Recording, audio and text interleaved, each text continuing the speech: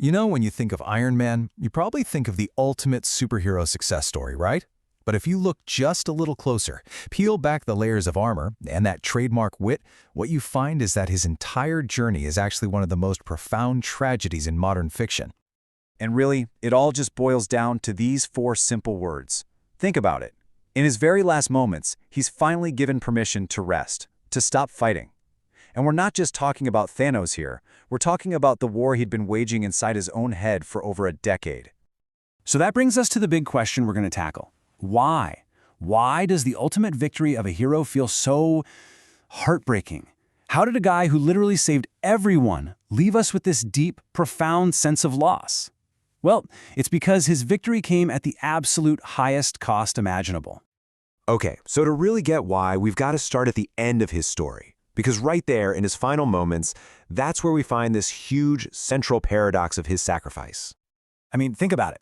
After all those years of fighting, of chaos, he'd done it. He'd actually won his personal battle. He had the family with Pepper. He had his daughter Morgan, that quiet life.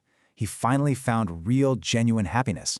And then, to save the universe, he had to willingly give up the very peace he'd worked so hard to find.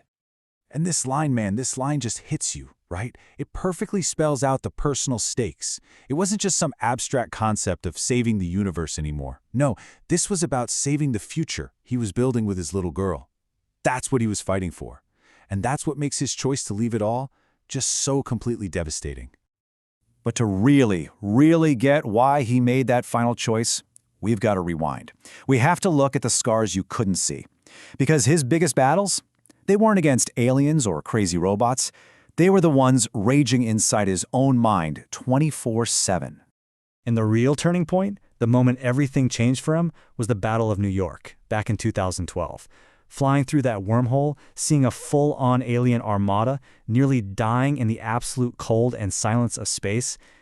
Yeah, that experience fundamentally broke something inside Tony Stark. He was just never the same guy after that. And what the movies show us, I mean, it's pretty much a textbook case of PTSD. This wasn't just some throwaway plot point to make things dramatic. No, this became the central engine, the driving force for his character for the rest of his life. You see it all play out so clearly in Iron Man 3, right? The crippling anxiety attacks that come out of nowhere, the insomnia, spending night after night in his basement just obsessively building suits. It was all a desperate attempt to get some control back after feeling so completely powerless up there in space.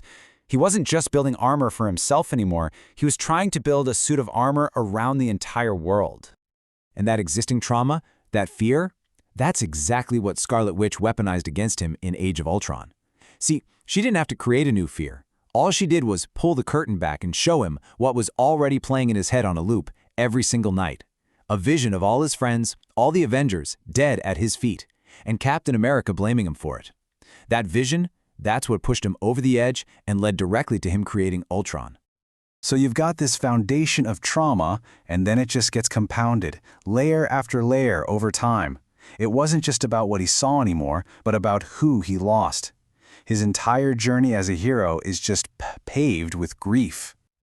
I mean, just look at the timeline of his losses. It all starts back in that cave with Yinsen, right? Yinsen's sacrifice is what births Iron Man, but it also saddles Tony with this immense guilt. Fast forward a few years and he finds out that Steve Rogers, arguably his closest ally, hid the truth about how his parents died, a betrayal that just shatters his trust.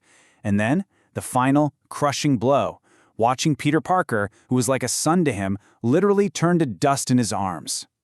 And that line, "I lost the kid," that was his absolute rock bottom. For 5 long years, that one failure just ate him alive. So when he decides to risk everything in Endgame, you gotta understand it was never just about saving the universe. It was a deeply personal, desperate mission to undo his greatest failure. It was about bringing the kid home. And all of this pain, all this guilt, it's all built on an even deeper, much older wound, his relationship with his own father. From the beginning, Tony spent his whole life with this nagging feeling that he could never, ever live up to Howard Stark. He always saw his dad as cold, distant, disapproving, and that created this huge void inside him. You know, a lifelong need for approval that fueled everything. First his arrogance, and then, eventually, his heroism. Okay, so when you put all the pieces together, the trauma from New York, the crushing guilt, the string of losses. You start to realize that his ending, as tragic as it is, was also, well, it was the only perfect way to conclude his story. And this really shows you the full scope of his transformation. I mean, look at where he started versus where he ended. He began as a narcissistic arms dealer, a guy who built armor for power and profit. He ended as a selfless savior who built armor to protect people. Think about it. The very first time he says, "I am Iron Man," it's all arrogance, pure ego. The last time he says it, it's the ultimate act of sacrifice. So in the end, his heroism and his tragedy are just two sides of the same coin. They're completely intertwined. You literally couldn't have one without the other. Every single painful moment, every loss, every sleepless night, it was all necessary. It's what forged him, transforming the man from that cave into the man who would save the universe. And that kind of leaves us with one last lingering thought. He finally got to rest, but he only found that rest in death. And it really makes you wonder, doesn't it? For a hero like him, who carried the weight of the entire world on his shoulders for so long, was this tragic end the only way he could ever truly find peace?